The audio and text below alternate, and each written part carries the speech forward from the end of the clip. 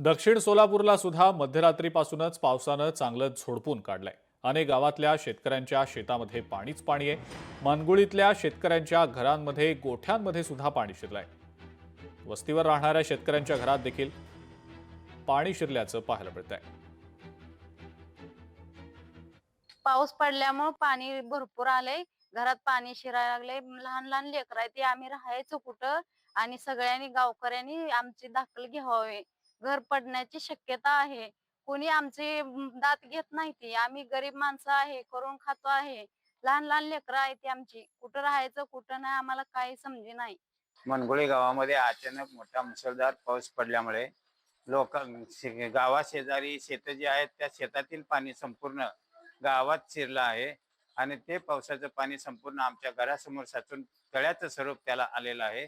त्या पाण्याची व्यवस्था शासनाने काहीतरी करून द्यावी अशी आमची नम्र विनंती आहे। लोकशाही मराठी ऐका, पहा, जागरूक रहा।